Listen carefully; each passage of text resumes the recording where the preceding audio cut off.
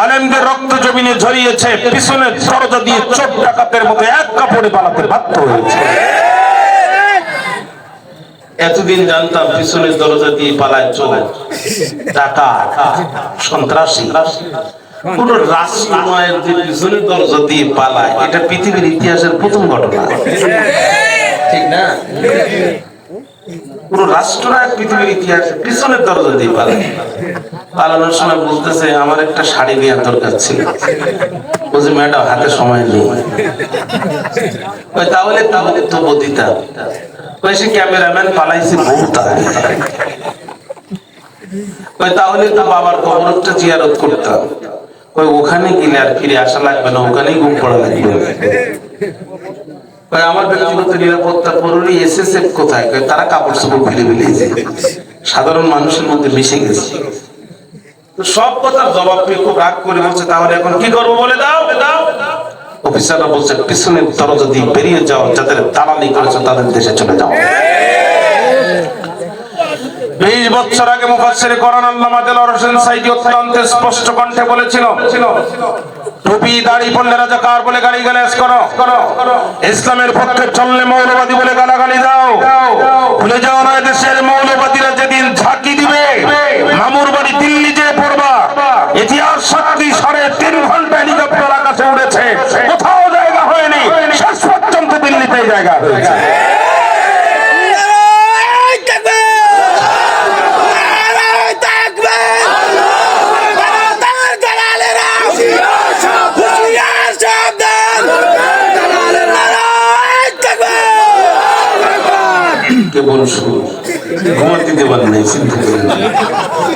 ঘুম পড়ার কোন সুযোগ নাই।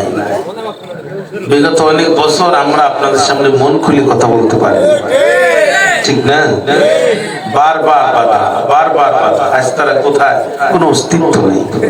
কিন্তু আমরা টিকে ছিলাম, টিকে আছি, টিকে থাকবো, কারণ আমরা আমাদের বাবার কথা বলি। আমরা আমাদের বাবার আদর্শ প্রতিষ্ঠার জন্য ময়দানে কাজ করি না। আমরা কথা বলি তার এই কোরআন যার, আসমান যার, জমিন যার, চন্দ্র যার, সূর্য যার, আমরা কথা বলি তার। অথবা আমাদেরকে উৎখাত করতে পারবে এমন শক্তির আবির্ভাব এই পৃথিবীর জমিনে হয় না। এই বিপ্লবে আল্লাহ যে আপনাকে কত বড় স্বাধীনতা দিয়েছে আপনি কল্পনাও করতে পারবেন না। নিশ্চিত ভারতের পরাধীনতার শিকল থেকে আল্লাহ আপনাকে মুক্ত করেছে। কত বড় গাদ্দার হতে পারে বিদেশের সেনাবাহিনী আমাদের দেশের সেনাবাহিনীর পোশাক পরে, আমাদের দেশের সশস্ত্র বাহিনীর পোশাক পরে আমাদের দেশের মানুষকে হত্যা করতে পারে। এই বিপ্লবী কোন বাম রক্ত দেয়নি, এই বিপ্লবী কোন নাস্তিক রক্ত দেয়নি, এই বিপ্লবী কোন শাহবাগী রক্ত দেয়নি। এই বিপ্লবী রক্ত দিয়েছে আবু সাঈদ আর মুক্তের মতো কলিজা ভরা ইমানদারেরা, ঠিক না? ঠিক না? কত ইমান থাকলে পরে বন্দুকের সামনে পৌঁছে দিয়ে দিতে পারে। কত বড় ইমানের অধিকারী হলে পরে এই কথা বলতে পারে। সুতরাং 3টা বিষয় আমাদেরকে সামনে খুব খেয়াল রাখতে হবে। জোরে বলেন কয়টা? 1 নাম্বার, এখানে দেখেন, এখানে ঠিক আছে, মাত্র 2। হ্যাঁ, 1 নাম্বার, উঁচু টুপি, নিচু টুপি, শক্ত টুপি, নরম টুপি, কলিওয়ালা, কলি ছাড়া, পাগড়িওয়ালা, পাগড়ি ছাড়া। আমরা বুঝি না। সব আলেমদেরকে এক মঞ্চে উঠতে হবে, হাতে হাত ধরতে হবে, আলেমদেরকে এক হতে হবে। যারা এক হবে না তারা আব্দুল্লাহ ইবনে উবাই ইবনে সুলুলের মুনাফিক হিসেবে জাতির সামনে আত্মপ্রকাশ করবে। 2 নাম্বার, কমিউনিজম দেখেছি, ন্যাশনালিজম দেখেছি, সেকুলারিজম দেখেছি, বাবার শাসন দেখেছি, কন্যার শাসন দেখেছি। শুধু একটিবার 1500 বছর পূর্বে হেরা গুহায় নাজিল হওয়া এই কোরআনের শাসন ব্যবস্থার মাধ্যমে আমরা খলিফা ওমরের শাসন ব্যবস্থা এই দেশে দেখতে চাই। হযরত আবু বকরের শাসন ব্যবস্থা এই দেশে দেখতে চাই। আল্লাহর কোরআনের শাসন ব্যবস্থা দেখার জন্য নিজেদের জীবনের সর্বোচ্চ ত্যাগ আর কোরবানি করতে কারা কারা প্রস্তুত আছেন? 2 হাত তুলে আল্লাহকে দেখায় না।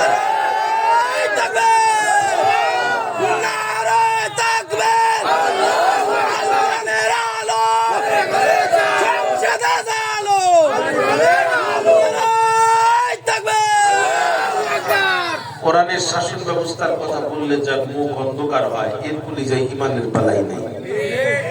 কথা কি বুঝতে পেরেছেন? তিন নাম্বার আমার এই ঘর ভাঙিয়েছে কে বা আমি বাদী তার ঘর। আপন পরিচয় খুঁজিয়া বেড়াই যে মরে করেছে ঘর। আমার উপরে যারা আঘাত করেছে, আমার ঘর বাড়ি যারা ভেঙে গেছে, মামলা হয়েছে থানায়, ফয়সালা হবে আদালতে, বিচার আমার হাতে তুলে নেওয়ার কোনো অধিকার নাই। কথা কি বুঝতে পেরেছেন? আমরা আমাদের উপরে হওয়া প্রত্যেকটা জুলুমের প্রতিশোধ নিতে চাই, তবে কারোর গায়ে আঘাত দেওয়ার মাধ্যমে নয়, বরং আল্লাহর কোরআনের পার্লামেন্ট কায়েমের মাধ্যমে। কথা কি বুঝতে কষ্ট হয়েছে? তেলাওয়াত করেছি কোরআন আল কারীমের 18 নম্বর সূরা 15 নম্বর পারা, সূরাতুল কাহফের 9 থেকে 13 নম্বর আয়াতে কারিমা। তেলাওয়াত করি আয়াতে কারিমা। অন্তর্নিহিত বক্তব্যকে সামনে রেখে আমি কথা শুরু করার নিয়ত করছি। আল্লাহ তাআলা আজকের এই মাহফিলকে কবুল করুন। সূরার নাম সূরাতুল কাহফ। কাহফ শব্দের অর্থ হচ্ছে গারুন ফিল জাবাল, পাহাড়ের গুহা।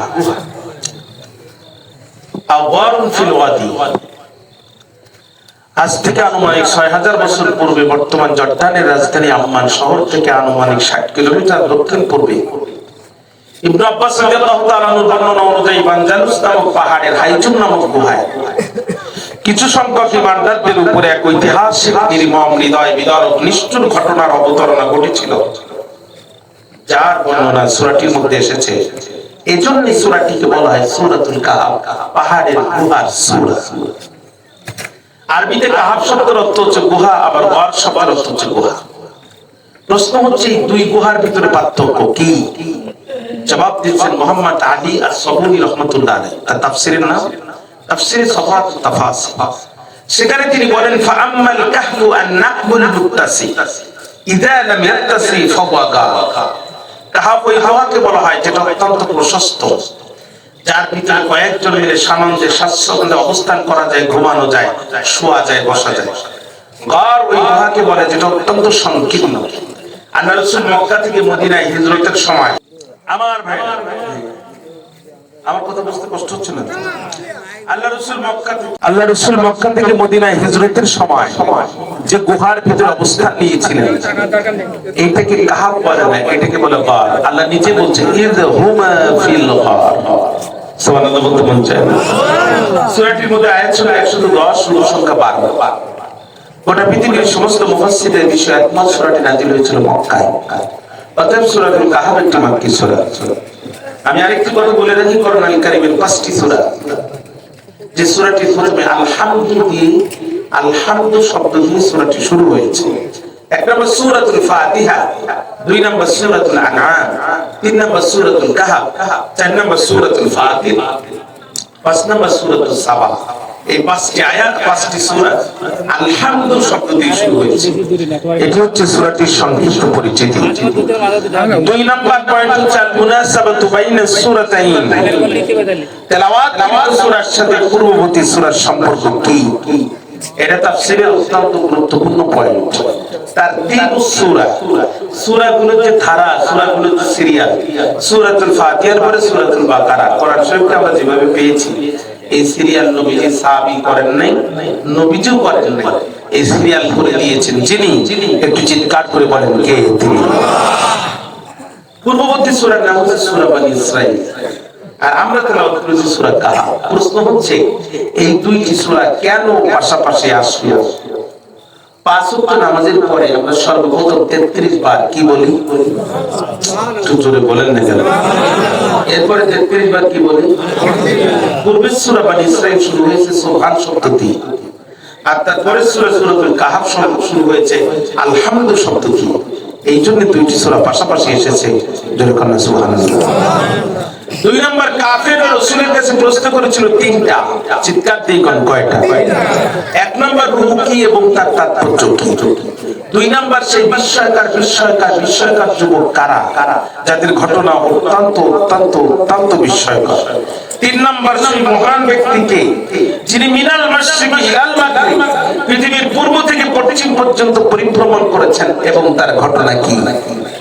3টা প্রশ্নের প্রথম প্রশ্নের জবাব ইয়াসআলুনাকা আনির রূহ। এই প্রশ্নের জবাব দিয়েছেন আল্লাহ তাআলা পূর্বের সূরা সূরাতুল কাহফের মধ্যে বাকি দুইটি প্রশ্নের জবাব দিয়েছেন আল্লাহ তাআলা তার পরের সূরা সূরাতুল পূর্বের সূরা বনী ইসরাঈলের মধ্যে। বাকি দুইটি প্রশ্নের জবাব দিয়েছেন আল্লাহ তাআলা তার পরের সূরা সূরাতুল কাহাফের মধ্যে। এটার কন্যা সুবহানাল্লাহ। এই সম্পর্কের কারণে দুইটি সূরা আল্লাহ তাআলা পাশাপাশি করে দিয়েছেন। 2 নম্বর পয়েন্টের বক্তৃতা শেষ। 3 নম্বর হচ্ছে ফাদিলাতুস সূরাতুল কাহাফ। সূরা কাহাফ যে আমরা তেলাওয়াত করব, আমরা কি লাভবান হব, আমাদের কি উপকার হবে। আখিরি জামানার নবী উম্মতের জন্য সবচেয়ে ভয়ঙ্কর ফিতনার নাম হচ্ছে দাজ্জালের ফিতনা। রাসূল হাদিসে বলেছেন দাজ্জাল লোকটি ছোট হবে, এক চোখ তার অন্ধ হবে, ডান হাতে জান্নাত দেখাবে, বাম হাতে জাহান্নাম দেখিয়ে মানুষদেরকে ধোঁকা দিবে। পৃথিবীর সমস্ত শিল্পী গান গায়, নাক এক নাক দুই কণ্ঠের স্কেল দিয়ে। দাজ্জালের কণ্ঠের সর্বনিম্ন স্কেল হবে নাক 6। নাক 6 কণ্ঠের স্কেল দিয়ে দাজ্জাল যখন গান গাবে, দাজ্জালের কণ্ঠের এক একটি টানে লক্ষ লক্ষ দুর্বল ইমানদাররা বেঈমান হয়ে যাবে। গর্ভবতী নারীরা সন্তান পেটে নিয়ে দাজ্জালের সুরে পাগল পারা হয়ে দৌড়াতে থাকবে, সন্তান পর্যন্ত ডেলিভারি করে ফেলবে, তারা ঠিক পাবে না। রাসূল বলছেন মান হাফিজা 10 আয়াতিন মিন আউয়ালি সূরাতিল কাহফ আসামা মিনাত দাজ্জাল। আমার উম্মতের মধ্যে যারা সূরা কাহফের প্রথম 10টি আয়াত মুখস্থ করবে, দাজ্জালের ফিতনা থেকে আল্লাহ তার ঈমানকে রক্ষা করবে। আরো জোরে বল। দুই নাম্বার বুখারী শরীফের আরেকটি হাদিস নেন, এরপর আমি সারে নজরুলটা বলে আয়াতের তাফসীরে চলে যাব। কষ্ট হচ্ছে আপনাদের? আমার ভাই, আমার আপনারা কি বিরক্ত হচ্ছেন? নবীজির একজন সাহাবী ছিল, নাম তার উসাইদ ইবনে হুযাইর রাদিয়াল্লাহু তাআলা। ঘরের মধ্যে সূরা কাহফ তেলাওয়াত করতেছিল, যখন গৃহের চতুষ্পদ জন্তু জানোয়ারগুলো ছোটাছুটি করতেছে। বাইরে আসার পরে আকাশের দিকে লক্ষ্য করে দেখে এক খণ্ড কালো ঘন হিমেল মেঘ টোটাল বাড়িটিকে ছায়া দিয়েছে। নবী সাহাবী বড় ভয় পেয়ে গেলেন। একদিকে বাড়ির জন্তু জানোয়ার ছটফট করে, অন্যদিকে ঘরের ছাদের উপরে টোটাল বাড়ির সীমানায় কালো মেঘ। নবী সাহাবী আল্লাহ রাসূলের দরবারে হাজির হলেন, খেদমতে বলেন ইয়া রাসূলুল্লাহ, আমি সূরা কাহফ তেলাওয়াত করতেছিলাম, যখন আমার গৃহের জন্তু জানোয়ারগুলো ছটফট করতেছে, তখন বাইরে আসার পরে আকাশের দিকে লক্ষ্য করে যখন তাকালাম, এক খণ্ড হিমেল কালো ঠান্ডা মেঘ দেখতে পেলাম, আমি ভয় পেয়ে গেলাম। আল্লাহর নবী বলেন উসাইদ ভয় পেও না। নবীজি বললেন ইকরা বলেন ফাইন্নাহা সাকিনাতুন তানাসালাত ইনদাল কুরআন আও তানাসালাতিল কুরআন। উসাইদ ভয় পেও না, এটা রহমতের সাকিনা। সূরা কাহফ তেলাওয়াত করার বরকতে আল্লাহ রাব্বুল আলামিন তোমার গৃহের উপরে সরাসরি রহমত নাজিল করেছে। আরেকটা হাদিস, এরপর আমি চলে যাচ্ছি। রাসূল বলছেন জুমার দিন যেই ব্যক্তি সূরা কাহফ তেলাওয়াত করবে, কিয়ামতের দিন সূরা কাহফ নূর হয়ে আলো হয়ে তাকে রাস্তা দেখাবে। আল্লাহ তাআলা আমাদের আমল করার তৌফিক দিন।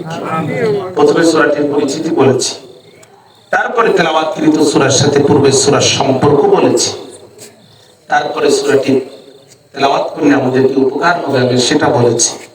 এখন সূরাটি কেন নাজিল হলো, সাবাবে নুজুল বা আসবাবে নুজুল বা শানে নুজুল যাই বলেন না কেন, এটা আলোচনা করি। আমি ভিতরে প্রবেশ করতে চাই। আমার দিকে কি আপনাদের মনোযোগ আছে ভাই? মক্কা কাফেররা কোরআনের দাওয়াত বন্ধ করার জন্য দুইজন বুদ্ধিজীবীকে মদিনার ইহুদিদের কাছে পাঠালো। একজনের নাম নজর ইবনে হারিস, আরেকজনের নাম উকবা ইবনে আবি মুইত। এই দুজনকে পাঠালো। সে যুগে কোরআন বন্ধ করতে যারা কাফের ছিল তারা, আজ কোরআন বন্ধ করতে চায় যারা, উপরে মুসলমানের লেবেল লাগায় ভিতরে কুফরি লালন করে তারা। ওরা যে বলছে আমাদের বাঁচাও, বলছে কেন কি হয়েছে তোমাদের? ভাই আমাদের ঘরের সন্তান মোহাম্মদ নবী দাবি করেছে, আমাদের ছেলে মেয়েগুলো খায় আমাদের ঘরে আন্দোলন করে মোহাম্মদের পক্ষে। এই যদি চলতে থাকে আগামী দিনের নেতৃত্ব কর্তৃত্ব কিছুই আমাদের হাতে থাকবে না, সব মুহাম্মদ সাল্লাল্লাহু আলাইহি ওয়াসাল্লাম এবং তার উম্মতের হাতে চলে যাবে। বাঁচাও। বলছে দেখো, সে যদি আল্লাহর নবী হয় তাহলে শুধু মদিনা না, গোটা পৃথিবীর ইহুদিদেরকে তাবিজ বানায় গলায় ঝুলায় রাখলেও কোনো লাভ হবে না। তবে আগে নিশ্চিত হও সে আল্লাহর নবী কি নবী না। তাকে যে প্রশ্ন করো রূহ কি এবং তার তাৎপর্য কি, সেই বিস্ময়কার যুবক কারা, যাদের ঘটনা অত্যন্ত বিস্ময়কার। 3 নাম্বার সেই মহান ব্যক্তি কে, যিনি পৃথিবীর পূর্ব থেকে পশ্চিম পর্যন্ত পরিভ্রমণ করেছেন। আল্লাহ রসুলকে তারা মক্কায় এসে প্রশ্ন করলেন। নবীজি বললেন, তোমাদের প্রশ্নের জবাব আগামীকাল দেব। কিন্তু ঘটনাবশত তিনি ইনশাআল্লাহ বলতে ভুলে গিয়েছিলেন। উলুমুল কোরআন, কোরআনের সায়েন্স দাঁড়িয়ে আছে 2টা কিতাবের উপরে। একটি হচ্ছে আল বুরহান ফি উলুমিল কোরআন ইমাম জারকাশী রাহমাতুল্লাহ আলাইহি, আর একটি হচ্ছে আল ইতকান ফি উলুমিল কোরআন হাফিজ জালালউদ্দিন সুয়ুতী রাহমাতুল্লাহ আলাইহি। আপনি জালালউদ্দিন সুয়ুতী আল ইতকানের মধ্যে বলেন, আল্লাহ রাসূল ইনশাআল্লাহ বলতে ভুলে যাওয়ার কারণে নবীজির উপরে একটানা 15 দিন ওহী নাযিল হওয়া বন্ধ ছিল। এই সুযোগে মক্কার কাফেররা প্রত্যেকদিন রাসূলের কাছে আসতো, নবীকে জিজ্ঞাসা করত, নবীর প্রশ্নের উত্তর দিতেন না, কারণ ওহী নাযিল হয়নি। তারপরে তার অবান্তর কথা ছড়াতে লাগলো। 3 প্রশ্নের জবাব দিতে যদি 15 দিন লাগে, বাকি প্রশ্নের জবাব কবে দেবে? আল্লাহ তাআলা ডাক দিয়ে বলে, জিবরাইল আর করিস না দেরি, চলে যা তাড়াতাড়ি। ওরা আমার রাসূলকে প্রশ্ন করে অপমান করতে চায়, আমার নবীর পক্ষে ওদের প্রশ্নের জবাব আমি আসমান থেকে নাজিল করতে চাই। সুবহানাল্লাহ। আর জোরে কোন জিবরিল আমিন চলে আসলো। সূরা কাহাফ নাজিল হয়ে গেল। দেশের নাম জর্দান, বাদশার নাম দাকিয়ানুস। বৈশিষ্ট্য তার 3টা। জোরে বলেন কয়টা? 1 নাম্বার জালেম, 2 নাম্বার নিষ্ঠুর, 3 নাম্বার মূর্তি পূজো। তাফসীরের নাম তাফসীরে নূরুল কোরআন, খুলে দেখবেন 3টা তথ্য পাবেন। 1 নাম্বার জালেম, 2 নাম্বার নিষ্ঠুর, 3 নাম্বার মূর্তি পূজো। সম্প্রতি আমাদের দেশ থেকে যিনি পিছন দিক থেকে সফর করেছিলেন, উনিও দাকিয়ানুস, তবে লেডিস ভার্সন। কি ভার্সন? যে মাল একই কিন্তু মডেল ভিন্ন। মাল একই, মডেল ভিন্ন। কত বড় জালেম হলে পরে ফেরাউন মুসা আলাইহিস সালামের জন্ম হতে দেবে না, এজন্য ছোট ছোট মাসুম বাচ্চাগুলোকে হত্যা করতে পারে। কত বড় জালেম হলে পরে নমরুদ জীবন্ত পয়গম্বর ইব্রাহিম আলাইহিস সালামকে অগ্নিকুণ্ডে নিক্ষেপ করার নির্দেশ দিতে পারে। কত বড় জালেম হলে পরে স্বৈরাচার নিজের দেশের মানুষের ট্যাক্সের টাকা দিয়ে কারা বন্দুক আর হেলিকপ্টার ব্যবহার করে উপরে উঠে ক্ষমতা কুক্ষিগত করার জন্য ছোট ছোট মাসুম বাচ্চাগুলোকে হত্যা করতে পারে। কত বড় জালেম হলে পরে এই কাজ করতে পারে। দাকিয়ানুস সারা দেশে রেড অ্যালার্ট জারি করে দিল, ডিক্রি জারি করে দিল, একটু বলেন মার্শাল ল জারি করে দিল। আমার দেশে থাকবে যারা মূর্তি পূজা করবে তারা, আমার দেশে থাকবে যারা মূর্তির পায়ে সিজদা দিবে তারা, আর সিজদা দেবে না যারা, 2 ভাগে ভাগ হবে তারা। 1 ভাগ যাবে ক্রস ফায়ারে, আর 1 ভাগ যাবে আয়না ঘরে। আমার দেশে থাকবা, মূর্তির পায়ে সিজদা দিয়ে থাকবা। এই আইন জারি করলো যখন, সারা দেশের মানুষ মেনে নিল, তখন মানল না যারা 7 জন যুবকের একটা গ্রুপ, তারা এক জায়গায় বলছে যে মূর্তির মুখে কুকুর দাঁড়ায় পা উসুলে স্প্রে করে। বুঝতে পারেননি মনে হয়? যে মূর্তির মুখে কুত্তায় প্রস্রাব করে, এই মূর্তি কোনোদিন আমাদের রব হতে পারে না। কথা বলেন না কেন? অর্থাৎ জীবন গেলে জীবন দিব, মাগার ইমান দেব না। জীবন গেলে জীবন পাবো, ইমান গেলে ইমান পাবো না। কথা বলেন? বলতে পারেন হুজুর জীবন গেলে জীবন কেমনে পাবো? মিনহা খালাকনাকুম ওয়া ফিহা নুঈদুকুম ওয়া মিনহা নুখরিজুকুম তারাতান উখরা। কিয়ামতের দিন আল্লাহ আপনাকে আমাকে পুনরুজ্জীবিত করবেন, কিন্তু যদি ঈমান হারা হয়ে মারা যান, কিয়ামতের দিন আর নতুন করে ঈমান আনার কোনো সুযোগ নাই। অতএব জীবনের দাম বেশি নয়, ঈমানের দাম বেশি। জীবন বাঁচানো ফরজ নয়, ঈমান বাঁচানোর জন্য জীবন কুরবানি করা ফরজ। জীবন গেলে জীবন দিব, ঈমান দেব। 7 জন যুবক দাঁড়ায় গেল। 3টি প্রশ্নে 2য় নাম্বার প্রশ্ন হচ্ছে আজকে আমাদের আলোচনার বিষয়। বক্তৃতা কি এ পর্যন্ত বুঝতে আপনাদের কোনো কষ্ট হয়েছে? আপনাদের তো চোখে ঘুম আসে। আমি খুব হতাশ আপনাদের নিয়ে। মাইকের অবস্থাও যেমন, আপনাদের অবস্থাও তেমন। এখন আপনারা একটু তাকবীর দেন তো, আল্লাহু আকবার। এখন যত জোরে আওয়াজ দেন ওই 10টার সময় ভাব আসে না, বুড়ো বয়সে যৌবনের সেই ভাব আর আসে। আচ্ছা চল সামনে যাই, আল্লাহ পাক কবুল করুক। আল্লাহর নবী ওই যুবকদের ঘটনা এখন আমি আপনাকে শোনাচ্ছি, আমার দিকে তাকান। রব্বুল আলামিন বলেন,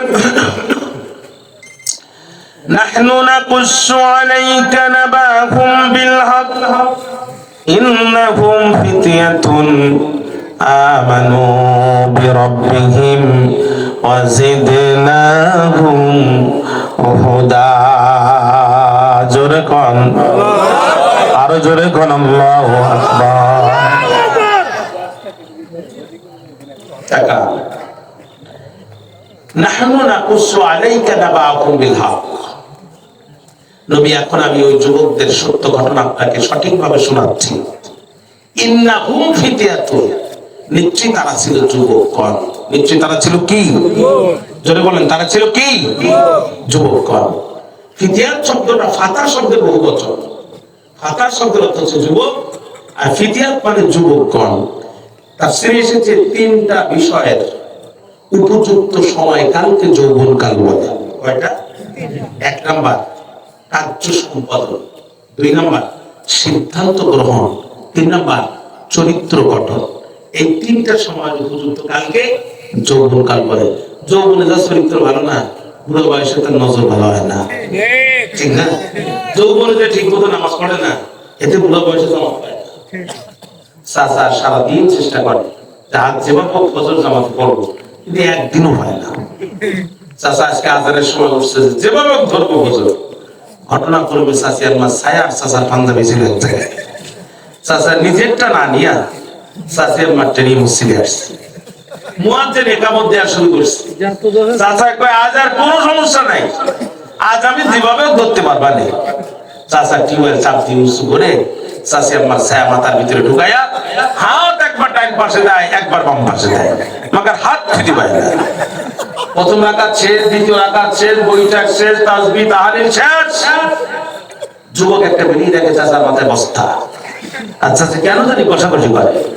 যুবক ডাক দিয়ে চাচা খবর কি? কয় বাবা তোমারও আগে আসছি মসজিদে, কিন্তু আজ কেন জানি পাঞ্জাবির হাত খুঁজে পাচ্ছি না। তখন যুবক ডাক দিয়ে বলছে চাচা এটা তো চাচি আমার ছায়া, বলছে এই জন্য বাবা হাত খুঁজে পাওয়া যাচ্ছে।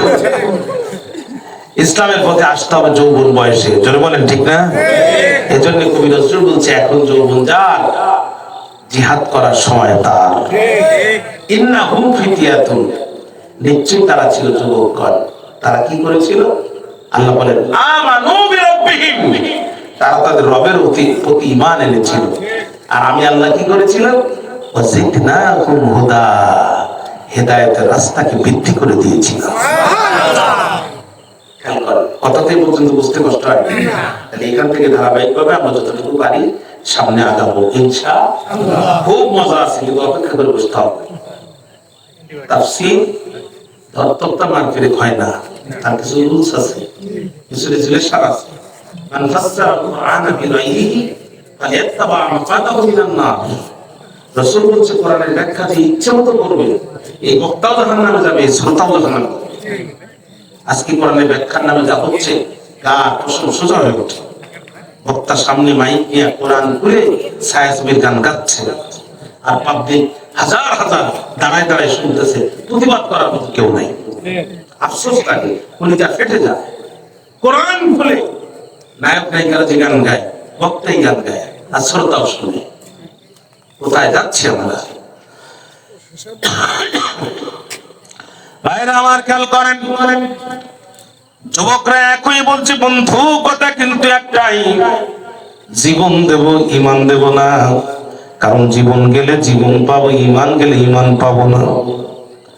7 বন্ধু যখন এই ঘোষণা দিল, সারা দেশে এটা প্রকাশ হয়ে গেল যে তাকে মুসের অর্ডার মানলো না যারা 7 জন যুবকের একটা গ্রুপ, তারা এদের কলিজার মধ্যে এমন ঈমান, পাহাড় তুলে যদি এদের বুকের উপরে চাপাই দেওয়া হয়, এদের বুক থেকে আল্লাহ নামটি বাহির করা সম্ভব নয়। সারা দেশ প্রকাশ হয়ে গেল। ডিবি হারুন বিষয়টা টের পেল। কে টের পেল? আপনারাও তাফসীরে ডিবি হারুনের মজা পাবেন, একটু বসেন, একটু মনোযোগ দেন। হারুন আঙ্কেল বিষয়টা টের পাই। আপনারা তাফসীরে ডিবি হারুনের নাম খুঁজতে যেয়েন না, তাহলে কিন্তু আবার পাবেন না।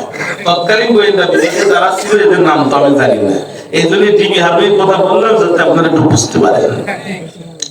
ডিবি হারুন বিষয়টা টের পেয়ে তার উদ্বোধন কর্মকর্তা বেরোজিরকে বলতেছে, স্যার লাইন তো খারাপ। ওই কি?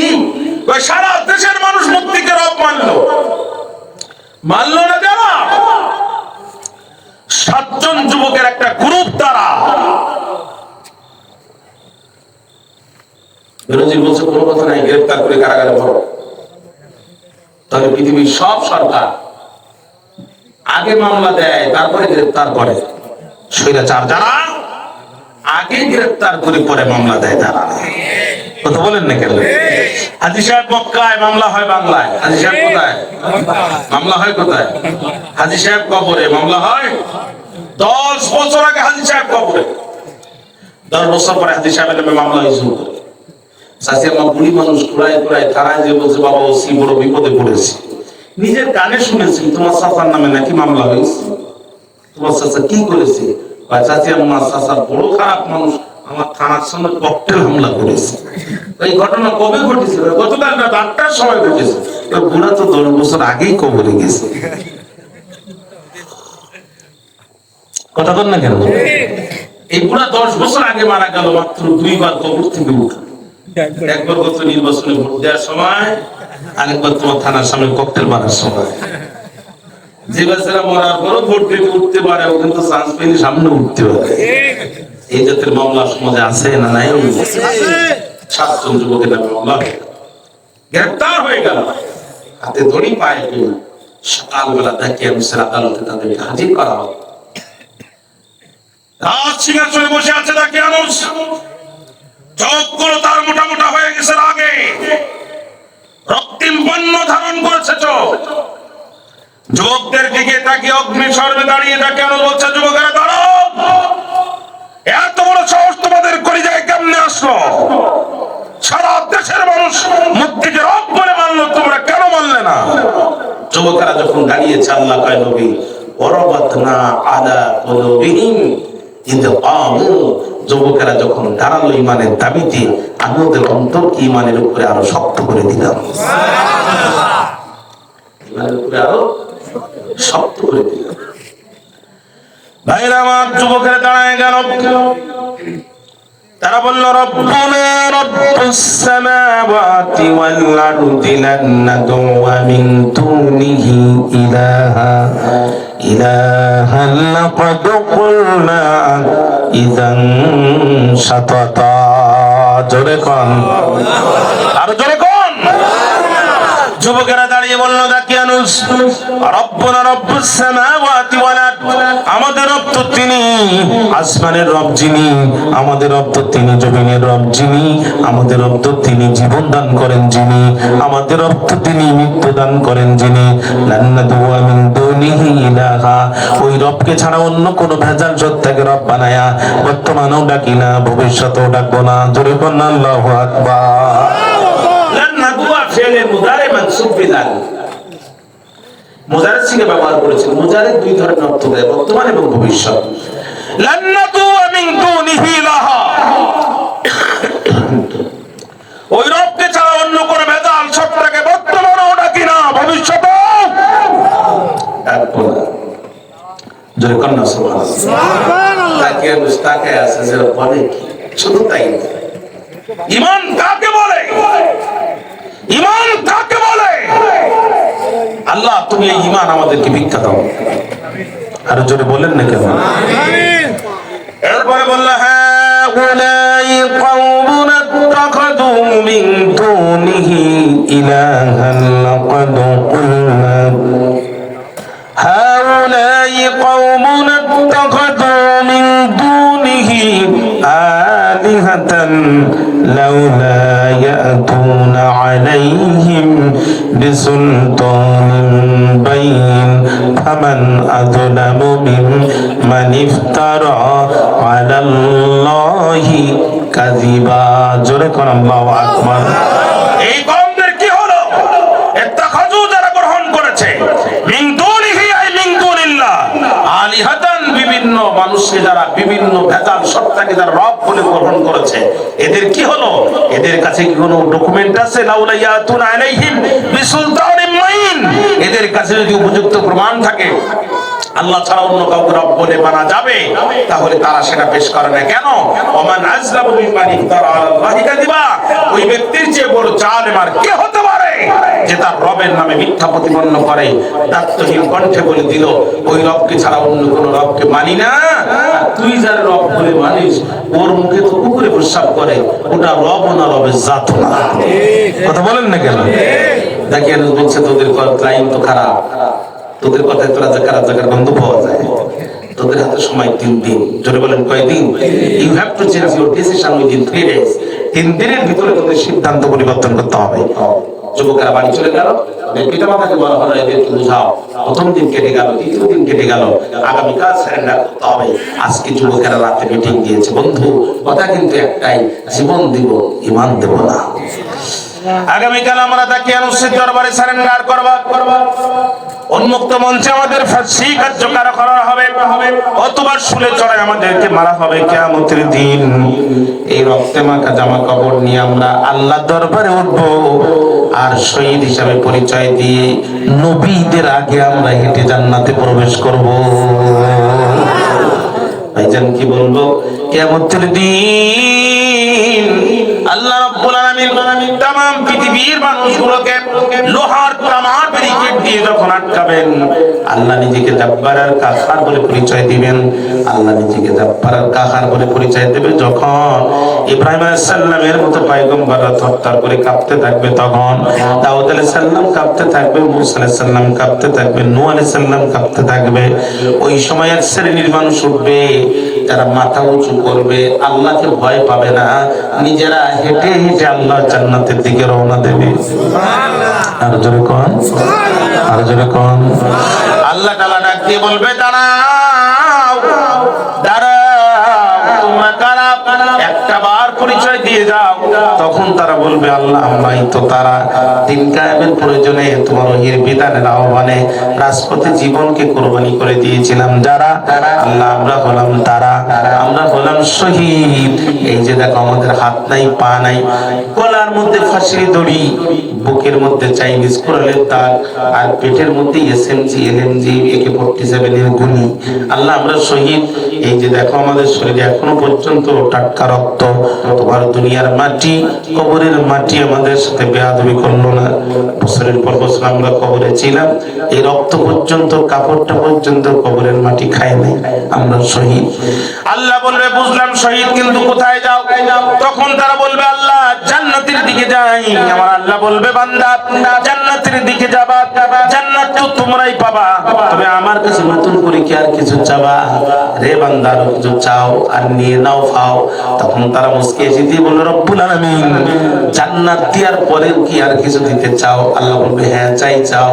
তখন তারা বলবে আল্লাহ সত্যি দিতে যদি চাও জানটা আর একবার ফিরায় দাও, দুনিয়ার জমিনে যেতে চাই, ঈমান এনে তোমার উপরে আরো একবার লড়াই করে জান্নাতে ফিরে আসতে চাই। সুবহানাল্লাহ।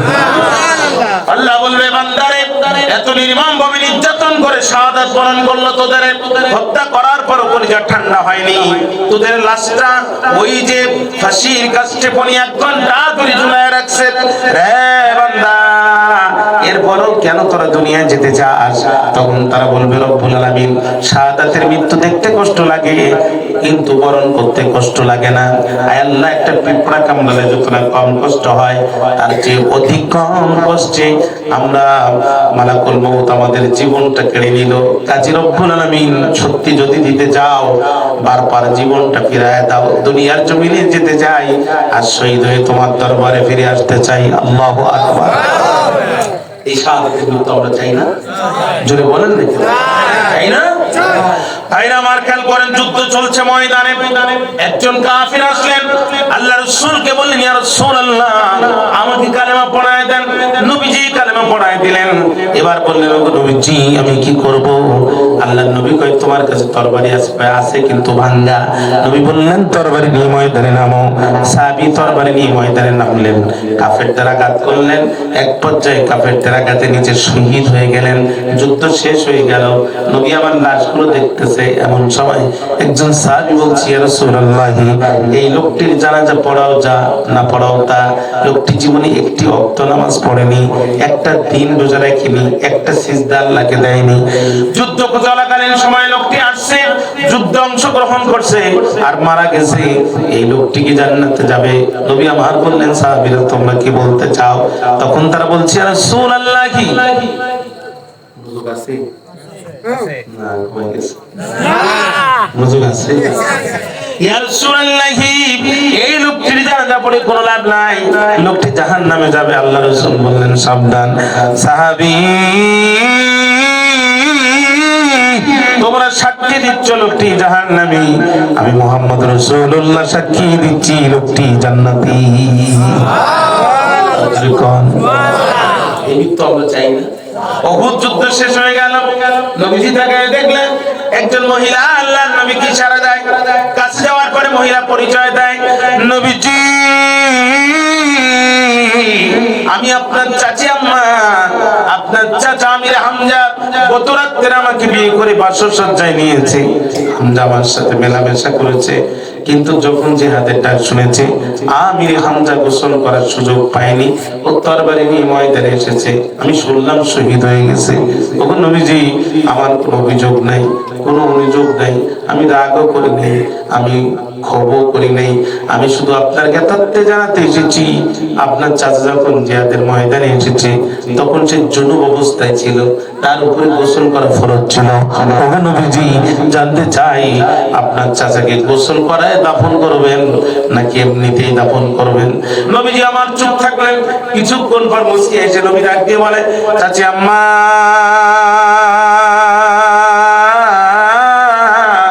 আমি নবী, আপনি নবী না।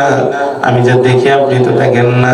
আমি দেখতেছি আমার চাচা শাহাদাতে আল্লাহ এত বেশি খুশি হয়ে গেছে, জান্নাতি ফেরেশতার জান্নাতি পানি দিয়ে আমার চাচা জানকে আল্লাহ গোসলের ব্যবস্থা করিয়েছে। এই তো আমরা চাই না, চাই না।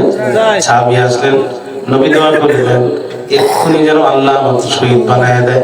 আল্লাহ নবী গাছের ছাল তুললেন, সাহাবীর গায়ে বেঁধে দিয়ে বললেন, আল্লাহ,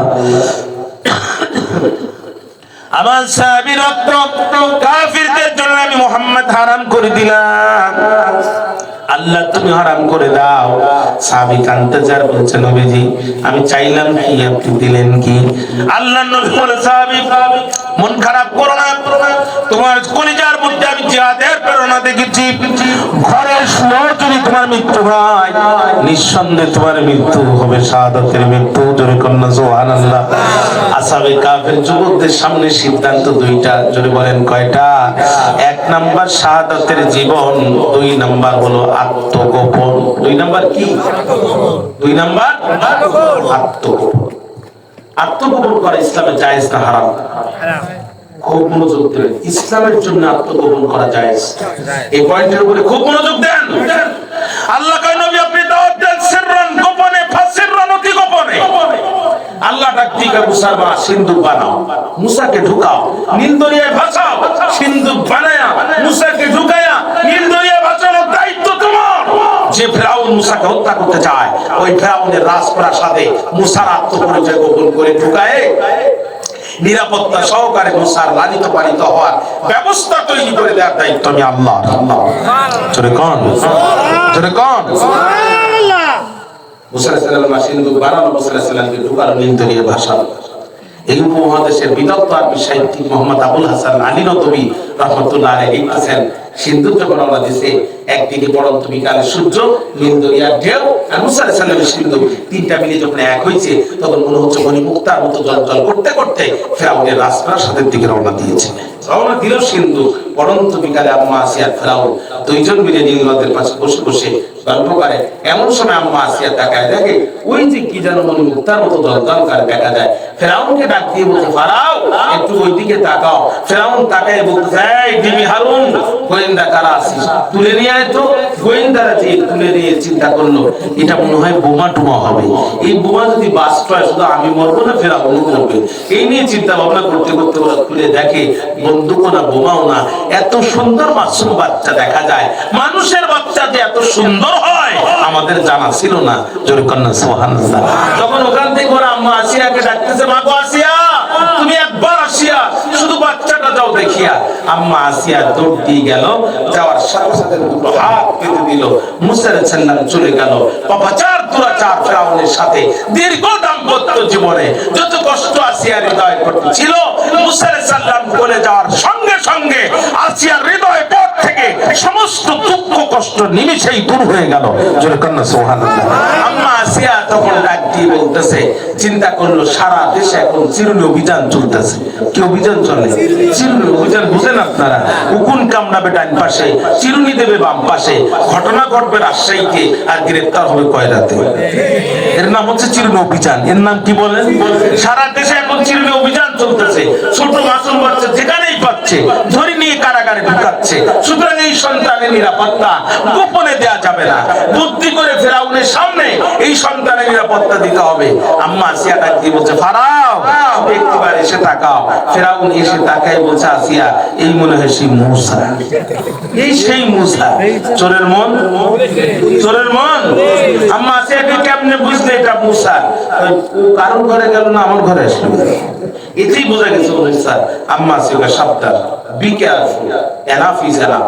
বহুত করেছো, সারা দেশের ছোট বাচ্চা মুসা মনে করে সব চিরুনি অভিযান দিয়ে মেরে ফেলেছো, তো পরে তো তোমার প্রেসিডেন্ট গিরু থাকবে না, তোমার খুদা গিরু থাকবে না। তুমি খুদা না গাধা, ছোট বাচ্চা দিকে ভয় পাও। তো মানিজ্যদের ব্যাপার, সম্মান তো তোমার নাই, সম্মান আমারও নাই। যা করেছো করেছো, এই বাচ্চাকে যদি আঘাত করো তোমার সংসারে গোষ্ঠী মারি, তোমার সংসার করবো না। আর শুধু তোমার সংসার করবো তা না, ওই যে ক্যান্টনমেন্টে মাল দেখতেছো, মাল সব তোমার না। তুমি প্রেসিডেন্ট আর আমি তোমার বউ, মাল ওখানে তোমার তো আছে গোপনে, কিন্তু আমারও কিছু আছে। 20টা ব্রিগেডিয়ার জেনারেল আমার আছে, 50টা ক্যাপ্টেন আমার আছে, 2000 সেকেন্ড লেফটেন্যান্ট আমার আছে, 5000 সৈনিক আমার আছে। এই বাচ্চাকে যদি মুসা মনে করে মারো, সর্বপ্রথম বিদ্রোহ তোমার ক্যান্টনমেন্ট থেকে শুরু হবে।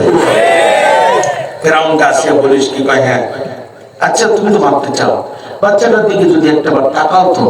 ফেরাউন তাকে বলছে, আসিয়া আমার কলিজা ঠান্ডা হয়ে গেছে। সুবহানাল্লাহ বললেন না? আম্মা আসিয়া বলল, তাই যদি হয়। আম্মা আসিয়া ফেরাউনের এই মন্তব্য শুনে যে কথাটা বলেছিলেন, আসিয়ার মুখের কথা আল্লাহ কোরআনের আয়াত বানায় দিয়েছে। আম্মা আসিয়া সূরাতুল কাসাস বলেন, আম্মা আসিয়া বলছে, কুররাতু আইনুন লি ওয়া লাকা, আমার চোখ ঠান্ডা তোর চোখ ঠান্ডা। লা তাকতুলুহু, এই বাচ্চাকে তুমি করতে পারবে না হত্যা, যেহেতু তোমার চোখ ঠান্ডা আমার চোখ ঠান্ডা। যদি হত্যা করো তোমার সংসারে গোষ্ঠী মারি আর ক্যান্টনমেন্টে ভেজাল বাঁধাই দেবো। ফেরাউন তখন বলছে, আসিয়া ঠিক আছে তোর কথায় মানলাম, তবে খেয়াল রাখিস যে বড় হয়ে যেন মুসা না হয়। এখন আপনারা বলেন তো, মুসা আলাইহিস সালামকে আল্লাহ তাআলা ফেরাউনের দরবারে ঢুকাইছিল আত্মপরিচয় প্রকাশ করে না আত্মপরিচয় গোপন করে? জোরে বলেন। আল্লাহ যদি মুসা ফেরাউনের দরবারে মুসা আলাইহিস সালাম তার নবী হয়ে আত্মপরিচয় গোপন করে ঢুকাতে পারে, তাহলে আমার দেশের যুবকেরা বিশ্ববিদ্যালয়ে ইসলামের সত্য জীবন রক্ষার্থে কেন তার পরিচয় গোপন করতে পারবে না? মুরব্বি মুরব্বি, ঠিক না? আপনারা কি ওই যে এর কথা বলে গিয়েছেন, চাপাতি দিয়ে যে কাকে মেরেছিল? হিন্দু ছেলে বিশ্বজিৎ। হ্যাঁ, ওরে যখন কোপাচ্ছে তখন বলছে, ভাই কোপাইস কেন? ভাই তুই শিবির। তা তো আমি মুসলমানই না, বিশ্বাস আমার ফ্যান তুলে দেয়। কতক্ষণ না হিন্দু ছেলে কাজ করতে করতে ক্লিন শেভ করার সময় পানি দাড়িটা একটু বৃদ্ধি হয়ে গেছে। পরে যখন তাকে চাপাতি দিয়ে কোপাচ্ছে তখন বলছে, ভাই কোপাইস কেন? কই তুই শিবির। দূর, আমি মুসলমানই না, বিশ্বাস না আমার ফ্যান খুলে দেয়। না কয় না, তোর মুখে দাড়ি তোর ফ্যান খেলার সময় নেই, তোর মুখে দাড়ি মানে তুই শিবির। যে যুগে মুখে দাড়ি রাখার কারণে কারণে হিন্দু ছেলেরা পর্যন্ত চাপাতির হাত থেকে রক্ষা পায় না। ওই যুগে আমার যুবক যদি নিজের জীবন বাঁচানোর জন্য পরিচয় গোপন করে, ওরা তো চুলকায় কেন? আল্লাহ রাব্বি কা মুসলমান, আল্লাহ রাব্বি কয় ওরা তো আইন দিওয়ালা কা। আসিয়া বলতেছে আমার চোখ ঠান্ডা, তোর চোখ ঠান্ডা, লা তাকতুলু, এই বাচ্চাকে তুই করতে পারবি না হত্যা। তো ঠিক আছে বাচ্চা হত্যা করবো না, একটু আমার কাছে দাও, আমি একটু আদর করি। ভাই আমার যখন আম্মা সে কয় নাও, ফেরাউন কয় দাও। নিয়ে যখন ফেরাউন মুসা আলাইহিস সালামকে আদর করতে যাবে, এই পাপিষ্ঠ পাপাচারের ঠোঁট কখনো পায়গম্বরের ঠোঁটের সাথে মিলতে পারে না। তেল আর পানি কখনো এক হতে পারে না। নদীর ঘোলা পানি আর মিঠা পানি কখনো মিশে যায় না। ঠিক হক আর বাতিল কখনো এক হতে পারে না, ঠিক না? আওয়াজ কোন ঠিক না? কেউ শুনলে কষ্ট পাবে, আসতে কোন ঠিক না? ফেরাউন মুসা আলাইহিস সালামের ঠোঁটে ঠোঁট ঠিক যাবে, মুসা আলাইহিস সালাম পকেট থেকে হাতটা বাইর করে দেয়, বিশ্ববাট পা। তুই না আমাকে রাজাকারে বলছে বাচ্চা বলে গালি দিলি, তুই না তুই আমাকে আদর করতে চাস, সারা দেশে ইন্টারনেট বন্ধ করে, লাইট বন্ধ করে, পৃথিবী থেকে রাষ্ট্রটা বিচ্ছিন্ন করে, যৌথ বাহিনী নামায় দিয়া গড়ে বাচ্চা হত্যা করেছিস। এখন যখন বিপদে বলেছিস তখন বলতেছিস গণভবনের 4 দরজা খোলা, আসবে যখন বইটাকে বসবে তখন বিশ্ববাট পার দিছে থাবা। থাবাটা লাগার কথা ছিল কান চুয়ালে, মাথাটা নাড়ানোর কারণে থাবাটা লাগলো নাকের উপরে। মুসা আলাইহিস সালামের এক চড় বেঁকে গেল ফেরাউনের নাকের হাড়। ফেরাউন তখনই বলতেছে আসিয়া এতদিন খুঁজেছিলাম যারে, সে এখন বাস করে আমার ঘরে। আম্মা আসিয়া কই কেমনে বুঝলে? কই এই সেই মুসা। কই তুমি কেমনে বুঝলে? কই শর্ট তো তুই খাইস নি, চড় খেয়েছে যে বুঝতে পারিয়াছে সে। If you don't believe, please look at my nose. বিশ্বাস না হয় তুই আমার নাকের দিকে তাকা।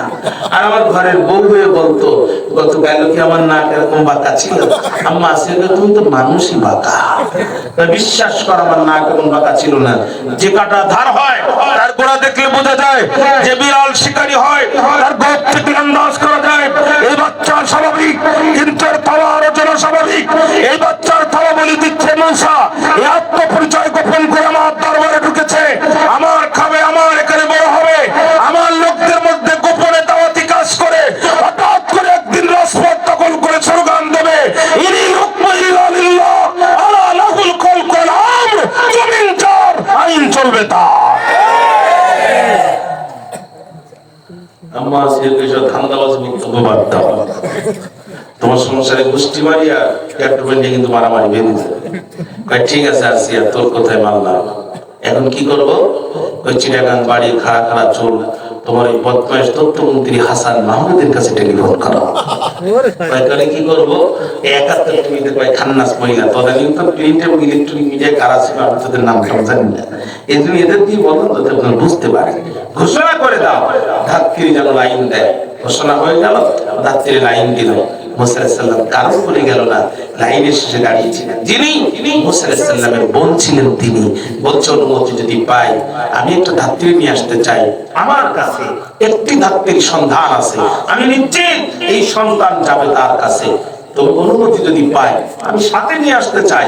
অফিসার বলল খুব ভালো হয়, আমরা এই পিচ্চিকে নিয়ে আসি বড় কায়দায়, অনেকক্ষণ হয়ে গেল সে কিছু খায় নাই। মুসা আলাইহিস সালাম আমি আপনাদের কাছে জানতে চাই, মুসা আলাইহিস সালামের বোন কি তার নিজের পরিচয় দিয়েছিল না ভাইয়ের পরিচয় গোপন করেছিল? এখানে কারা কথা বলে? এই তোরে কথা বলে কারা? কারা? এর মায়ের কি এত অবস্থা খারাপ আছে যে গল্প যদি করে তাহলে লস করবে। হ্যাঁ গল্প করে বলে আমি যে বলতে দিছিলাম তো আপনি ও ঠিক আছে একটা কথা বললেন আমি শেষ করে দিচ্ছি। আর 15 মিনিট কষ্ট হচ্ছে না, আপনারা ঘুমাই গেছেন। তাহলে এই মাইকে কেন দিলেন? মানুষ যখন ঘুমায় তখন আপনি আমাদের উঠে একটা আওয়াজ দেন তো, নারে তাকবীর।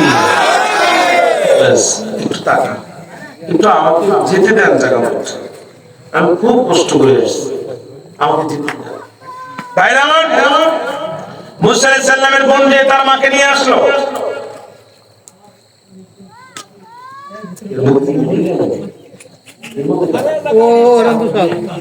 ছাত্র ওখানে থাকে বিভিন্ন কাজ চলছে।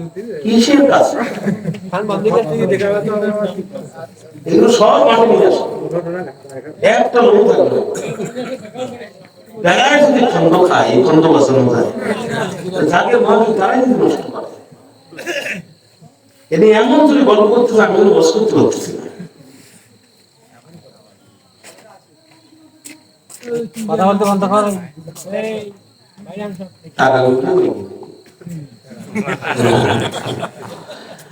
এটাও আওয়াজ দিল না রে, তাকবীর।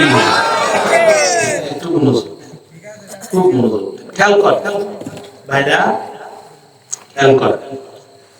মুসা আলাইহিস সালামের বন্ধু তার বাকি যখন নিয়ে আসলো, মুসা আলাইহিস সালাম ভাইরা কি বলবে, লোহার সামনে চুম্বক যখন দ্রুত গতিতে লোহার সাথে লেগে যায়, দীর্ঘক্ষণ পর মাকে পাওয়ার সাথে সাথে মুসা আলাইহিস সালাম লাফ দিয়ে মায়ের কোলে চলে গেছে। আল্লাহ ডাক দিয়ে মুসা, আমি আল্লাহর ওয়াদা সত্য, পৃথিবীর সবাই জানবে তুই ওর দুধ মা, আমি আল্লাহ, তুই জানবো যে তুই ওর আসল মা। যদি কন্যা সুবহানাল্লাহ। এখন তোর মুসা তোর করে থাকবে, তোর জন্য ভিআইপি কামরা বরাদ্দ হবে, তোর এই মোটা অঙ্কের বেতন দেবে, ঠিক মতো খাবার দেবে, মাথার উপরে বিমান বাহিনী, স্থলপথে সেনাবাহিনী ডিউটি করবে। ও মুসলমান, ফেরাউনের পুলিশের বেতন বৃদ্ধি হয় 5 বছর পর পর, তোর বেতন বৃদ্ধি হবে তোর ইচ্ছার উপর। তুই শুধু বলে ভালো লাগে না, বেতন 3 গুণ হতে মোটে দেরি হবে না, কারণ তোর মুসা তোর স্তনে ছাড়া পৃথিবীর কোনো নারী স্তনে আর মুখ দেবে না। ও মুসলমান, আবেগে আপ্লবিত হয়ে তোর মুসার পরিচয়টা এখনো প্রকাশ করিস না, আবার মন খারাপ করিস না যে আমি তোর মুসার পরিচয় গোপন করে মানুষ বড় করতেছি, এইটা মন খারাপ করিস না। আমি তোর মুসার আত্ম পরিচয় গোপন করে ঢুকাবো, ওয়াজাইলুহু মিনাল মুরসালিন, আর রাসূল পরিচয় দিয়ে আত্মপ্রকাশ ঘটাবো। আল্লাহ যদি তার পয়গম্বরের আত্ম পরিচয় গোপন করে ঢুকাতে পারে, আর রাসূল পরিচয় দিয়ে আত্মপ্রকাশ ঘটাতে পারে, আমার যুবকেরা কেন বিশ্ববিদ্যালয়ে আত্ম পরিচয় গোপন করে ঢুকে সমন্বয় পরিচয় দিয়ে আত্মপ্রকাশ করতে পারবে না? ঠিক না? মুরব্বী একটু কম চুলকাবেন। আপনি কিন্তু আজকে বড় বড় কথা বলতেছেন আমার যুবকের রক্তের উপরে দাঁড়িয়ে, কথা বলেন না?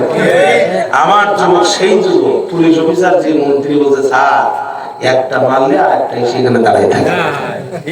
আপনার জন্য আমার যুবক জীবন কুরবানি করে দিয়েছে, তারা তাদের ভবিষ্যতের দিকে তাকায় নাই। কাজে নিজের পরিচয় গোপন করার কারণে এই যুবকদেরকে গালাগালায় কলেজ ছাড়া গালিগালাজ করে যারা স্বৈরাচারের নতুন চামচা, তারা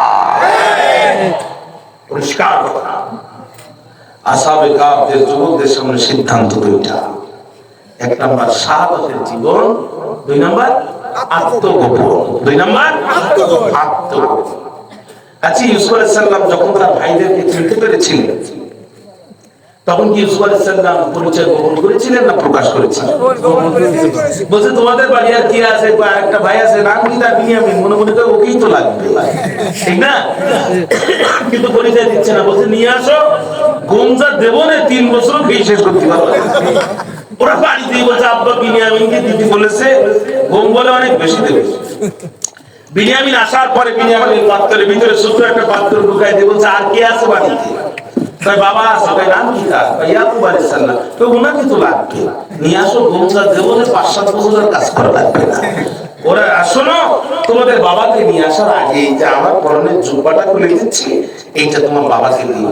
ওরা যে ইয়াকুব আলাইহিস সালামের জুব্বাটা নিয়ে, এই ইউসুফ আলাইহিস সালামের জুব্বাটা নিয়ে বাবার কোলে ছুরি মারছে আর বলছে বাবা আজই যে মিসের বড় ভালো মানুষ তোমাকে বলেছে তোমাকে নিয়ে যেতে, গোমজা দেবে না 5 বছরের আমাদের কিছু করা লাগবে না। একবার সালাম জুব্বাটা নিয়ে নাকে দিয়ে বলছে তোরা কিসের গমের গল্প শোনাস, আমি তো আমার ইউসুফের শরীরের ঘ্রাণ খুঁজে পাচ্ছি। ইউসুফ আলাইহিস সালাম পরিচয় প্রকাশ করেছিল না গোপন করেছিল? ইসলামের সাথে পরিচয় গোপন করা 100বার জায়েজ। কথা কি বুঝতে পেরেছেন? আমাদের টার্গেট কিছু নয়, আমাদের টার্গেট হচ্ছে বাংলাদেশের প্রতিটি ইঞ্চি মাটিতে আল্লাহর কোরআনের শাসন ব্যবস্থা কায়েম করা। এর জন্য যখন আমাদের পরিচয় প্রকাশ করা দরকার তখন আমরা পরিচয় প্রকাশ করব, যখন আমাদের পরিচয় গোপন করা দরকার তখন আমরা পরিচয় গোপন করব, যখন আমাদের ফাঁসির কাজটি ছিল প্রয়োজন তখন আমরা ফাঁসি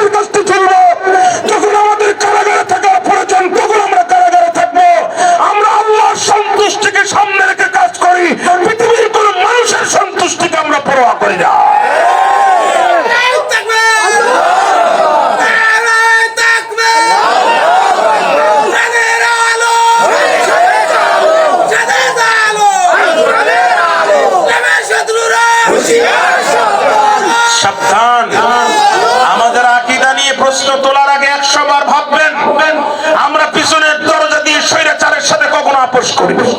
যদি করতো তাহলে আল্লামা সাঈদীর 13টি বছর কারাগারে থাকার প্রয়োজন ছিল না। যদি করতো তাহলে হাসি মুখে জীবন উৎসর্গ করে দিত না। হাসি মুখে মাথা উঁচু করে জীবনকে বিসর্জন দিয়ে আমরা প্রমাণ করেছি আমরা রাসূলের সঠিক সুন্নাতের উপরে টিকে আছি। সাবধান, আমাদেরকে নিয়ে মন্তব্য করার আগে 10 বার ভাববেন। আমরা ঈমানের জন্য জীবন কুরবানি করে দিয়েছি। আসহাবে কাহফের যুবকদের মতো বাস্তব নমুনা আমরা এই দেশে পেশ করেছি। ঠিক নয় কি? সুতরাং আজ হোক কাল এই দেশের মাটি আমাদেরকে কথা বলবেই বলবে ইনশাআল্লাহ। আজ হোক কাল, today and tomorrow, today and tomorrow. ভাইদেরকে বলতে যে ভাইরা কান কথায় ভাববেন না। বাড়ির ব্যবসা বাজারে ব্যবসা করবেন আপনারা, আমাদেরকে মসজিদের ইমামের সামনের কাতারে দাঁড় করায় দেন বিশ্বাস করে। আমরা যতক্ষণ রুকুতে যাই না আপনারা ততক্ষণ রুকুতে চান না। আমরা যতক্ষণ সিজদায় যাই না আপনারা ততক্ষণ সিজদায় চান না। আমরা যতক্ষণ সালাম ফিরাই না আপনারা ততক্ষণ সালাম ফিরান না। একটাবার রাষ্ট্রীয় ইমামতিকে আমাদেরকে দিয়ে দেখেন, নিন্দাবাজি থাকবে না, তেদাবাজি থাকবে না, সন্ত্রাস থাকবে না, ইফরিজিং থাকবে না, ধর্ষণ থাকবে না। খলিফা ওমরের মতো আমরা জীবন যাপন করে দেখাই দিব। ইউনিয়ন পরিষদের সামনে গম নেওয়ার জন্য আপনাকে যাওয়া লাগবে না, আমরাই রাতারাতি আপনার গম মাথায় নিয়ে আপনার বাড়িতে পৌঁছায় দেব। অতএব মসজিদের ইমাম যেমন আমাদের আমানতদারিতার সাথে সামনে দেন, একটাবার এই কোরআন হাদিসের আন্দোলন যারা করে রাষ্ট্রীয় ইমামতের দায়িত্বটা একটাবার তাদের কাছে দেন।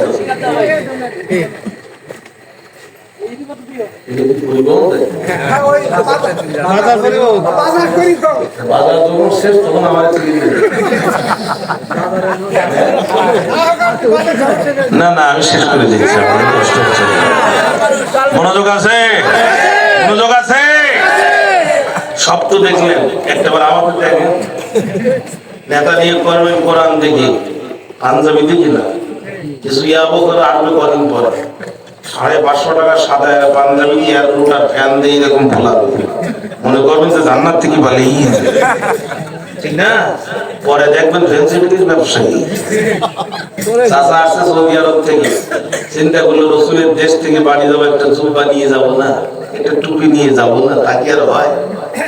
সৌদি জুব্বা নিয়ে আসছে, রোমালও সৌদি, তাজও সৌদি। 3-4 দিন পরে নিয়ে দেখি ভাববেন, দেখি কি করতে। হঠাৎ করে একদিন সন্ধ্যাবেলা বেচারার মনে চাইছে, উজু করে পাঞ্জাবিটা পড়ছে, মাথায় দিয়েছে রুমাল, উপরে তাজ, বেচারার মুখস্থ শুধু সূরা নাস পড়তে গেছে মাগরিবের নামাজ।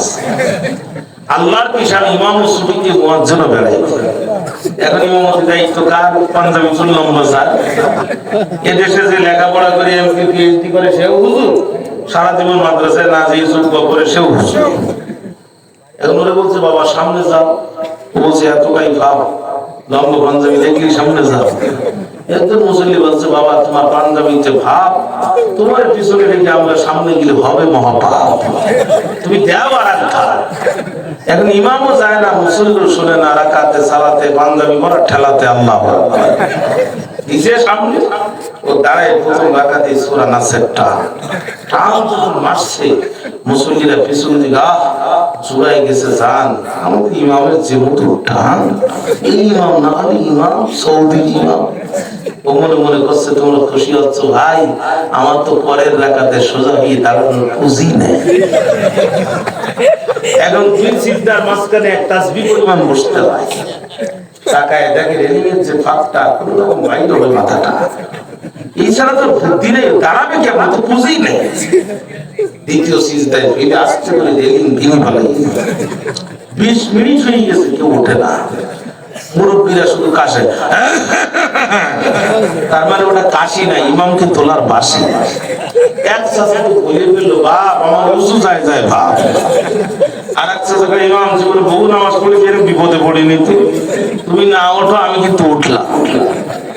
আর এক চাচার পাশে এক ছোট পিচ্ছি ছিল, ওরা বলছে খোকা ওরা কোনো নামাজ ফরজ হয়নি, মাথার জীবন সমস্যা নেই, একদিনও বললো না, স্টক করলো।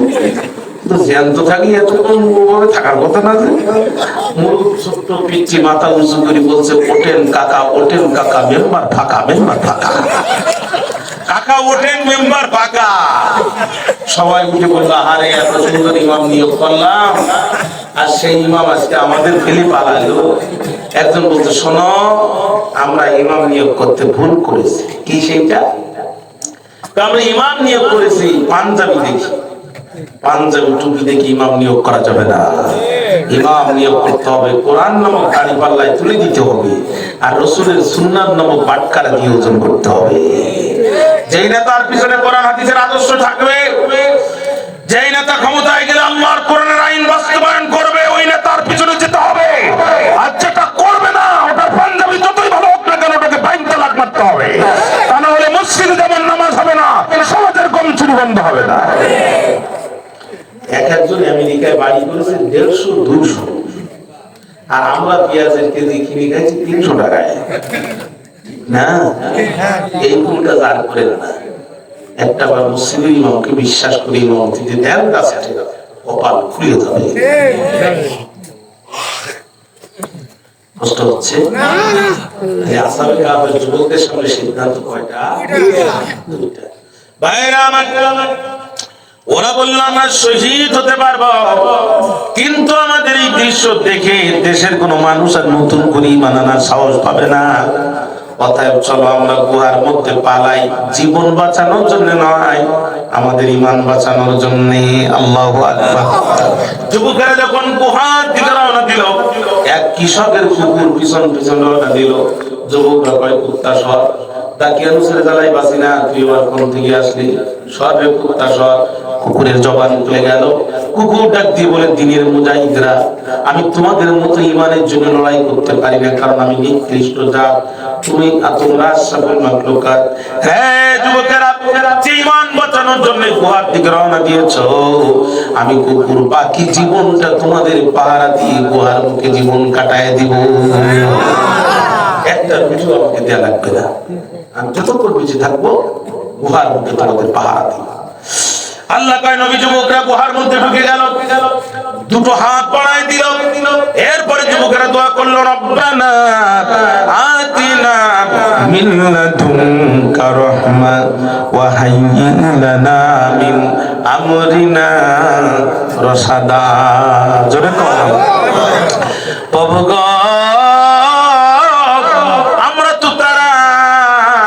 ঈমানের জন্য ঘর বাড়ি স্ত্রী সংসার ছেড়েছি যারা, কাজে তুমি আমাদের জন্য রহমতের দরজা খুলে দাও, আর আমরা যে বিষয়টা হাতে নিয়েছি এইটা বাস্তবায়ন করার তৌফিক দাও। আল্লাহ কয়, নবী ওরা যখন এই দোয়া করলো, আমি কি করলাম জানেননি? ফাদারাবনা আলা আযানিহিম ফিল কাহফি সিনিনা আদাদা। জোরে কর আল্লাহু আকবার। আমি ওদের কর্ণ কুহুরের উপরে মোহর মেরে দিলাম। দুনিয়ার কোন আওয়াজ ওদের কানের মধ্যে গেল না, কানের মধ্যে চোখের মধ্যে পর্দা টেনে দিলাম। এক ঘুমের গুহার ভিতরে 309 বছর তারা পার করে দিল। আল্লাহ পারে, আল্লাহ তার নবীকে প্রশ্ন করছেন, নবী আপনি নিজেই বলেন তো, أم حسبت أن أصحاب الكهف والرقيم كانوا من آياتنا عجبا। জোরে কোন আল্লাহু আকবার। এই যুবকদেরকে পাহাড়ের গুহার মধ্যে 309 বছর ঘুম পড়ে রাখা, আমি আল্লাহর সৃষ্টি সময়ের ভিতরে কি কোনো আজব ব্যাপার? ভাইরা, আকাশ কয়টা? এবার বলেন খুঁটি কয়টা? যে আল্লাহ তাআলা বিনা খুঁটিতে মহাকাশ দাঁড় করে রাখতে পারে, আসহাবে কাহফের 7 জন যুবককে 309 বছর ঘুম পড়ে রাখা, এই আল্লাহর জন্য কি কোনো ব্যাপার? জোরে বলেন, কোনো ব্যাপার? ভাইরা আমার, মুসা আলাইহিস সালামকে ফিরআউন তাড়া করলো, সামনে লোহিত সাগর, পিছনে ফিরআউনের দল। মুসা আলাইহিস সালামের উম্মতরা ডাক দিয়ে বলল, মুসা তোমার আল্লাহ কই? মুসা আলাইহিস সালাম কই, ঘাবড়ায়ও না, ইন্না রাব্বি সায়াহদিন, আমার আল্লাহ এখানে আমাদের পথ দেখাবে। সুবহানাল্লাহ। আল্লাহ ডাক দিয়ে কয়, মুসা এই কথাটার জন্য তো আমি অপেক্ষা করতেছি। হাতের মধ্যে আছে লাঠি, পায়ের নিচে মাটি, লাঠি দিয়ে মাটির পরে আঘাত করা দায়িত্ব তোমার। লোহিত সাগরের উপর দিয়ে 1 নয় 2 নয়, একটানা 12টি রাস্তা বাইর করে দেওয়ার দায়িত্ব আমি আল্লাহ। যে আল্লাহ চোখের পলকে সমুদ্রের হাজার হাজার কিউসেক পানি সরাইয়া মাঝখান দিয়ে এই মুহূর্তে পার হওয়া যাবে, এমন রাস্তা যে আল্লাহ বাইর করে দিতে পারে।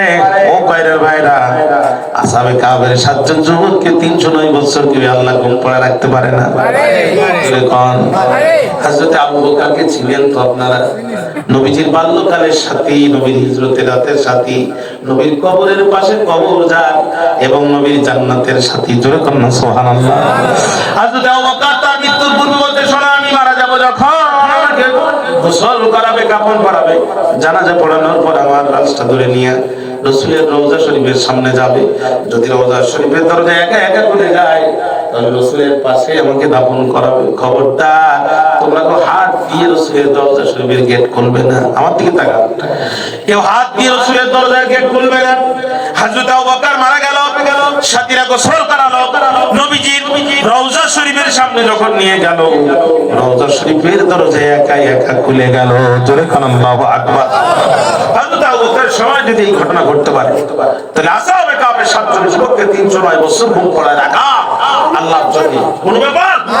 হযরত ওমর মসজিদে রিয়াজুল জান্নাতের ভিতরে বক্তব্য দিয়েছেন, দুনিয়ার জমিনে এক টুকরা জান্নাতের মাটি, সেটা হচ্ছে রিয়াজুল জান্নাত। আল্লাহ আমাকে 4 বার ঢোকার সুযোগ দিয়েছে। হযরত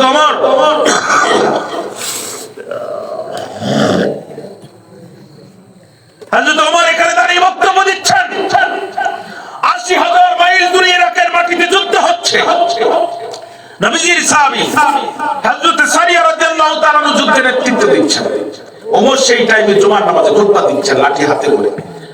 হঠাৎ করে হযরত ওমর লাঠি উঁচু করে বলছে, ইয়া সারিয়াল জাবাল আল জাবাল, ও সারিয়া যুদ্ধের রণকৌশল পরিবর্তন করো, পাহাড়কে পিছনে ফেলে সৈন্য নিয়ে সামনে আগায় যাও। ইরাকের মাটি থেকে ফিরে হযরত সারিয়া রাদিয়াল্লাহু তাআলা হযরত ওমরের হাতটা ধরে বলছে, আমিরুল মুমিনিন, মদিনার মসজিদ থেকে আপনি আমাকে ডাক দিয়েছেন, আল্লাহর কসম 80,000 মাইল দূরে ইরাকের মাটি থেকে আমি আপনার ডাক আমার কানে শুনতে পেয়েছি। হযরত ওমরের সময় যদি এই ঘটনা ঘটতে পারে, আসহাবে কাহফের 7 জন যুবককে 309 বছর ঘুম পাড়ে রাখা আল্লাহর জন্য কোনো ব্যাপার না। ব্যাস, ওরা ঘুমায় গেল। খেয়াল করেন, ওরা ঘুমায় গেল। তাকে আমি সারা দেশে যখন অপারেশন করে লোক পেল না, তখন বুঝতে পারলো যুবকরা গুহার মধ্যে ঢুকে গেছে। কিভাবে ঘুমাইছে দেখেন, আল্লাহ বলছেন, নবীজি ওরা তো ঘুমায় গেল, নবী ওরা তো ঘুমাবে, কিন্তু সূর্য তো উঠবে।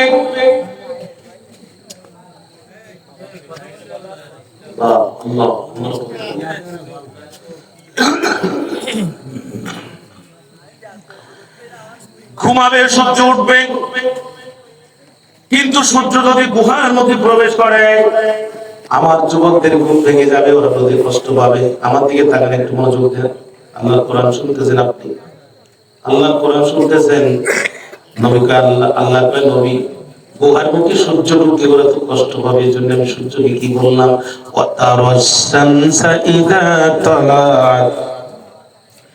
وترى الشمس إذا طلعت تزاور عن كهفهم ذات اليمين وإذا غربت تقرضهم ذات الشمال وهم في فجوة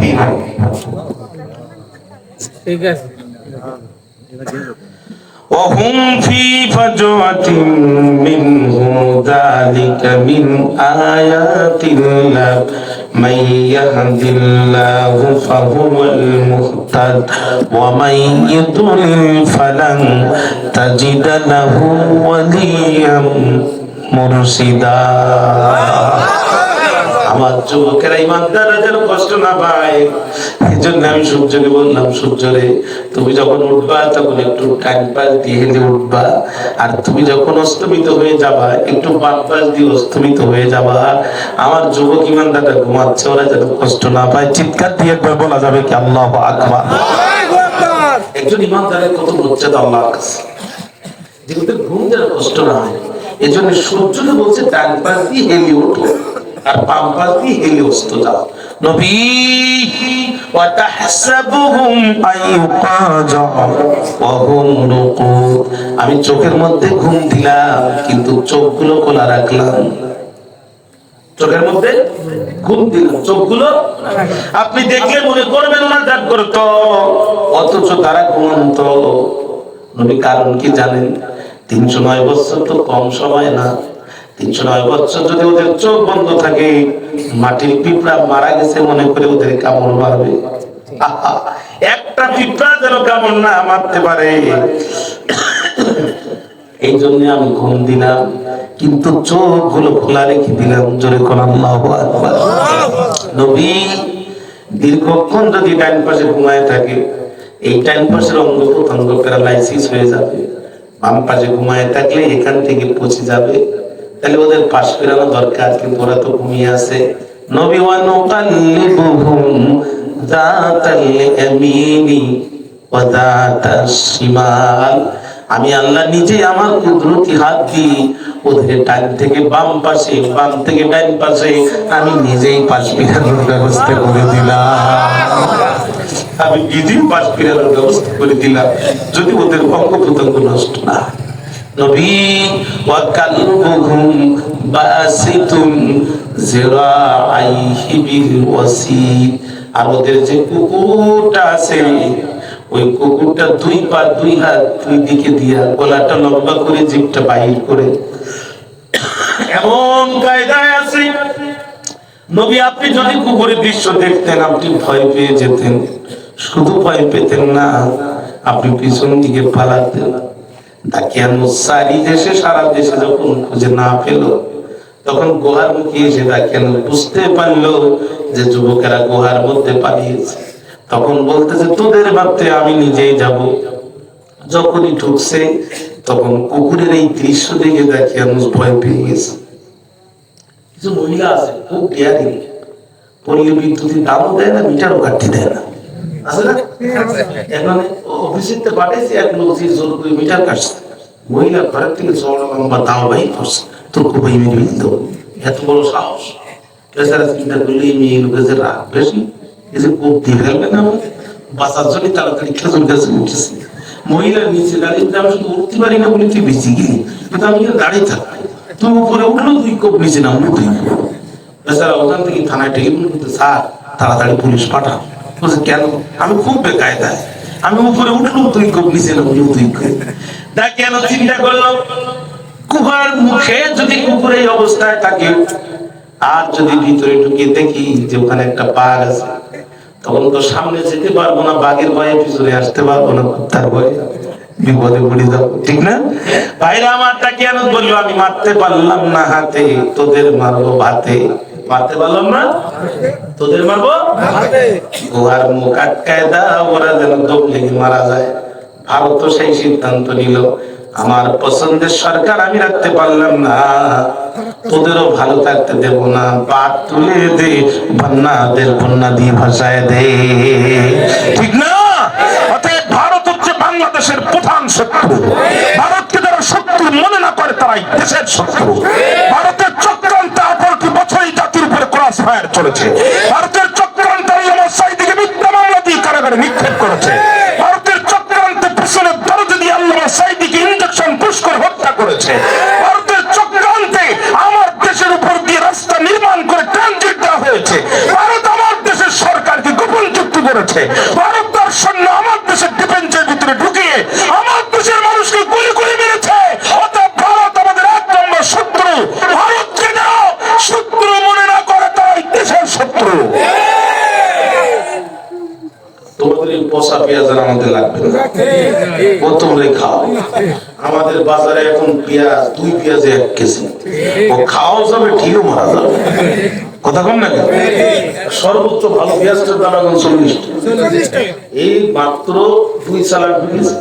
আর এই মাসে 10 চালান ঢুকবে, রমজানের আগে পেঁয়াজের দাম আসবে 25 টাকা। তোমাদেরও পচা পেঁয়াজ তোমরাই খাও। মাত্র 2 চালান পাকিস্তান থেকে ঢুকেছে, তাতেই দাদা ধুতি ঢিলামি পাগল হয়ে গেছে দাদা, ঠিক না? পাগল হয়ে গেছে। আর এই মাসে তো আরো 10 চালান ঢুকবে। রিপাবলিক বাংলা আছে না একটা ফরিং সাংবাদিক, মলম বিক্রেতা, শ্রীনিবাসের মতো লাফায় আছে না? এতে দেখাচ্ছে যে ভারতের উগ্রপন্থী মানুষ নাকি বাংলাদেশের সীমান্তে যুদ্ধ করার জন্য ভিড় জমাচ্ছে। আমরা তো বলতে যে আসো, পাকিস্তান 90,000 সৈন্য নিয়ে 9 মাসও টিকতে পারে। এত নদী নালা খাল বিলা পুকুরেই দেশে ও কয়রার ঘেরে ট্যাং একবার বলে আমরাই টেনে তুলতে হবে, তোমরা একটু তুলতে পারবো না, ঠিক না? তোমরা তার ঢোকো 18 কোটি মুসলমান নারায়ে তাকবীর আওয়াজ দেবে, থুতু নিয়ে পালানোর টাইম পাবা না, ঠিক না? শুধু একটু ঢুকে যাবে। আর আমাদের প্রধানমন্ত্রী দেশটা যে খুব বড় খেলোয়াড়, মানুষ বিপদে পড়লে দোয়া ইউনুস, আর দেশ বিপদে পড়লে ডক্টর ইউনুস, ঠিক না? PhD holder, university teacher, Oxford, Cambridge, Harvard, পৃথিবীর সেরা সেরা লোক তারা টাকা দিয়ে হায়ার করে নিয়ে যায়। সে যখন বক্তব্য দেয় এরা খাতা কলম নিয়ে শুধু তাকেই থাকে। আর তোমাদের যেটা প্রধানমন্ত্রী 2 বছর আগে গুজরাটের রেল স্টেশনে চা বিক্রি করত, ঠিক না? কথায় পান্ডা লাগতে যেও না, নিজেরাই কাটিয়ে পড়ে যাওয়া, ঠিক না? যে কয়টা খেলা খেলেছে আমাদের ডক্টর ইউনূস সাহেব এমন জবাব দিয়েছে যে জানুয়ারি 27 তারিখ 27 দিন পরে তারা নববর্ষের শুভেচ্ছা জানিয়েছে। তো সালা টের পেয়েছে যে কার সাথে লেগেছে, ঠিক না? ঠিক না? সাবধান, আল্লাহর কসম করে বলছি, গভীর রাত্রি কোরআন হাতে করে নিয়ে বলছি, আমরা ভারতকে ভয় পাই না, এদেশের মুসলমান ভারতকে ভয় পায় না। ভারতকে যারা ভয় পায় তারা মুনাফিকের বাচ্চা, ভারতকে যারা ভয় পায় তারা দুর্বল ইমানের অধিকারী। ভারতের সাথে লড়াই করতে হবে রাসূলুল্লাহর ওয়াদা, এই লড়াইয়ে যারা অংশগ্রহণ করবে বিনা হিসাবে তারা জান্নাতে যাবে। আল্লাহর কসম আমরা ভারতকে ভয় পাই না, 1 মিনিটের জন্য ভারতকে ভয় পাই না। ভারতকে যারা ভয় পায় না মুনাফিক। স্টেজে কাঠের পুতুল নাচে, কাঠের পুতুলের বাপের ক্ষমতা আছে নাচবে, ওরে দড়ি দিয়ে স্টেজের পিছন দিয়ে টান মারে, জানো ও ড্যান্স মারে যায়, ঠিক না? এদেশে কিছু শিক্ষক, কিছু রাজনীতিবিদ আর কিছু বুদ্ধিজীবী নামের বুদ্ধি প্রতিবন্ধী আছে যাদের রশি হচ্ছে ভারতের দিল্লিতে। আল্লাহর কসম এই দেশে দিল্লির কোন পুতুলকে আর নাচতে দেওয়া হবে না, ঠিক না? তাকে আমি বলছে তোদের মারতে পারলাম না হাতে, তোদের মারবো পাতে, গোহার মুখ আটকায় দাও। তবে কোন কোন তাফসীরে এসেছে তাকে কিন্তু আমি তো পুনি একটা বলি, জেলে আনতে একটা বলি না, আপনারা আমাকে দাওয়াত দিয়ে সবসময় 10টায় মাইক দেবেন, কারণ আমি গানের বক্তা না, আমি তাফসীরের আলোকে কথা বলি। আমাকে দাওয়াত দিলে যদি 10টায় মাইক দিতে পারেন তাহলে আমাকে দাওয়াত দিন। আপনারা কিন্তু আজকে আমাকে খুব বিপদে ফেলেছেন। আমি কালকে রাত্রে টাঙ্গাইল থেকে বাসায় ঢাকায় ফিরছি রাত 3টায়, আমি আবার রওনা দিচ্ছি, তাহলে আমি কত ক্লান্ত মানুষ। আপনারা যদি এইভাবে আমার মানে আপনাদের শুরু হচ্ছে এখন, আমার শুরু হচ্ছে অক্টোবরের 13 তারিখ, অক্টোবরের 13 তারিখ থেকে আজ পর্যন্ত একটা দিনও গ্যাপ নেই, আরো দিনে 2টা, দিনে একটা, রাতে একটা। আমার উত্তরবঙ্গে প্রত্যেক বছর একটা 4 মাস থাকে। তা আমি কত কষ্টের মানুষ, তাহলে আপনারা আমাকে এইভাবে রাত 11টা 11:30 নাইট করছেন, এটা আমার কোন বিবেকে আসলো না, খুব কষ্ট হয় না, এটা ঠিক না। আমাদের অভ্যাস পরিবর্তন করতে হবে। ম্যাক্সিমাম মানুষ ফজরের নামাজ কাজা করতে, ম্যাক্সিমাম মানুষ। খেয়াল করেন, আমি শেষ করে দিচ্ছি, আপনার একটা আওয়াজ দেন, আল্লাহু আকবার। মুখ আটকাই দাও, 309 বছর পার হয়ে গেল, তাকে আমি বিদায় নিল। 2-4 জন শাসক বিদায় নিল। বর্তমানে যিনি শাসক তার নাম তন্দুরুস্ত। তার নাম কি? তন্দুরুস্ত। খুব আল্লাহওয়ালা, কিন্তু সমস্যা হয়ে গেল, মুসলমানদের ভিতরে ফিতনা ঢুকে গেল। মুসলমানরা কিয়ামত অস্বীকার করতে লাগলো। নাউযুবিল্লাহ। মানুষ মারা গেলে কবরে রাখে, হাড়াতে মিশে যায়, এই লোক কেমনে উঠবে কিয়ামত?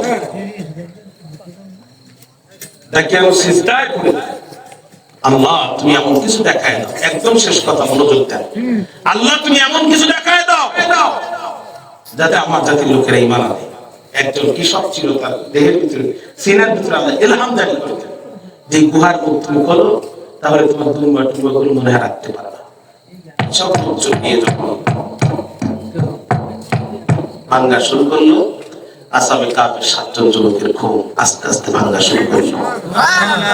আল্লাহ বলল কাযালিকা বা'আসনাহুম লিতাসাআলু বাইনাহুম قال قائل منهم كم لبثتم قالوا لبثنا يوما أو بعد يوم قالوا ربكم أعلم بما لبثتم الله أكبر উঠে দেখেন লোক এক একটা 5 হাত লম্বা, মোষ লম্বা, এই দাড়ি ছাড়িয়ে নিচে এসে গেছে।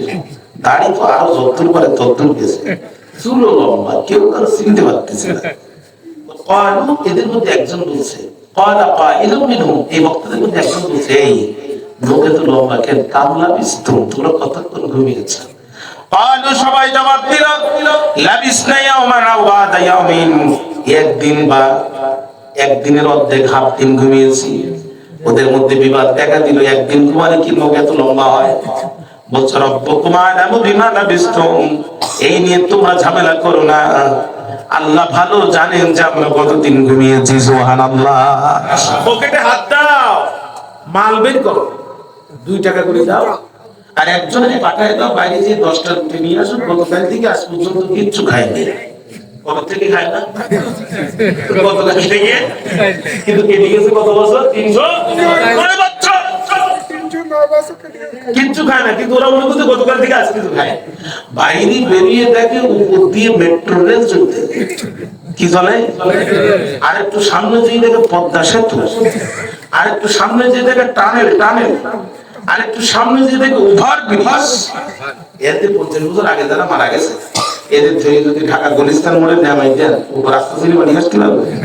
মানে রাষ্ট্র অনেক উন্নত হয়ে গেছে, রাষ্ট্র অনেক কি হয়েছে, উন্নত হয়ে গেছে।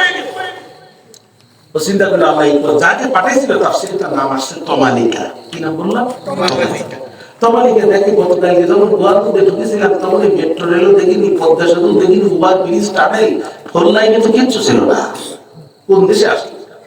দুপুরবেলা ম্যাক্সিমাম দোকান করো, এক দোকানে যে 309 বছর আগের টাকা দিয়ে বছর মানুষ 10টা রুটি দেওয়া, এই লোক টাকা এটাকে হাতের নোট 5 করে লম্বা, মুসলমান বা সুন্নাত বা দাড়ি লম্বা, হাতের মধ্যে 309 বছর আগের টাকা। এই যে জিনের বাচ্চা, দুপুরবেলা বেচারা এমন ভয় পেয়েছে, দোকানদারি বিনি পিছনে খেলছে দৌড়। ও চিন্তা করছে, আল্লাহ কোন দেশে আসলাম, গতকাল কি উপরে কিছু দেখিনি, আর পাবলিক আমার দিকে দৌড়ায়। পাশের দোকানে দিয়ে বলছে, মামু তো দৌড় মিলল, তুমি 10টা রুটি দিতে হবে। ও যে আসছে, ও ভিজি দৌড় চড়ে গেল, বড় বেকায় গেল, আমার দিকে পাবলিক দৌড়ায়। 3 নম্বর দোকানে যে বলছে, মামা 10টা রুটি দাও। দোকানদার দোকান ফিরে বেরিয়েছে, হাত ধরে বলতে, মামু এই স্বর্ণের খনি কোথায় পাইছো? 50% ভাগ দাও, পুলিশ দিকে ধরাই দেবো। নতুন বিপদ, দুটো পালাই বাড়িয়ে তুমি আবার 50% যায়, কি বিপদ। 2 জন পুলিশ অফিসার ডিউটি করতেছিল, একজনের নাম তাফসীরে ইউস আর একজনের নাম তানতিউস। এদের কথা কাটাকাটির মধ্যে 2 জন পুলিশ অফিসার এসে তমালিকে গ্রেফতার করে ফেললো। তমালিকা মনে করলো তাকে পুলিশ আমাকে গ্রেফতার করছে, চোখের পানি ফেলে কান্দে আর আল্লাহর কাছে কালেমা শাহাদাত পড়তে থাকে। ও বন্ধু আমার, পুলিশ অফিসার কয়, তমালিকা কান্দো কেন?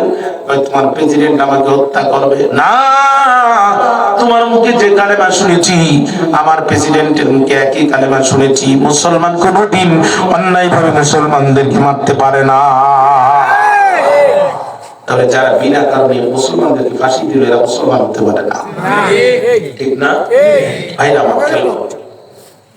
তখন তমালিকা বলছে, তোমার প্রেসিডেন্টের নাম কি? প্রেসিডেন্টের নাম তন্দিউস। তুমি কার ভয়ে কাঁদছো? দাকিয়ানুস। ও স্বৈরাচার তো বিদায় নিয়েছে 300 বছর আগে, তোমার নাম কেমনে জানলে? ওই দাকিয়ানুসের ভয়ে ইমান বাঁচানোর জন্য আমরা 7 জন যুবক গতকালকে গুহার মধ্যে গিয়েছিলাম, আর আজকে উঠে দেখি আমাদের নোট লম্বা, চুল লম্বা, আর এই যে উপরে সমস্ত উন্নতি। আর দোকানে যাই, ওই দোকানদার 2 দোকানদার পালাইছে। 3 নম্বর দোকানদার এসে আমার বলতেছে 50% ভাগ দাও, না পুলিশ গ্রেফতার হইতো। তখন পুলিশ অফিসার বুঝতে পারলো যে ঘটনার ভিতরে কাহিনী আছে, ঘটনার ভিতরে সিংহার ভিতরে আলু কেমন ঢুকলো, কেমনে এরা 309 বছর আগে টাকা বুঝতে পারছে। প্রেসিডেন্টকে খবর দিল, ইতিমধ্যে খবর জানাজানি হয়ে গেল, শহরের অর্ধেক ভিড় জমা হচ্ছে, চতুর্দিক থেকে মানুষ আসতেছে। প্রেসিডেন্ট এসে গেল, একসাথে গুহার দিকে রওনা দিল। আর গুহার মধ্যে যে 6 জন ছিল, ওরা মনে করছে যে টিভি কিনতে গেছে তমালিকা, ও মনে হয় টিভি হারুনের কাছে গ্রেফতার হয়ে গেছে। ওরা তখন গুহা থেকে আতঙ্কে মুখ বাহির করে দেখতেছে বাইরের পরিবেশ কি, আর এরা তখন গুহার দিকে চলে গেছে। সেই সময় সীসার প্লেট পাওয়া গেল। এই সীসার প্লেটের ভিতরে 7 জন যুবকের নাম দাকিয়ানুসের এক পুলিশ কর্মকর্তা গোপনে ইমান এনেছিল, সে বুদ্ধি করে ওখানে রেখে দিয়েছিল। সীসার প্লেটের 7 জনের নাম প্রেসিডেন্ট পড়ে, আর এই 7 জন জি জি বলে উত্তর দেয়। জোরে কর না সুবহানাল্লাহ।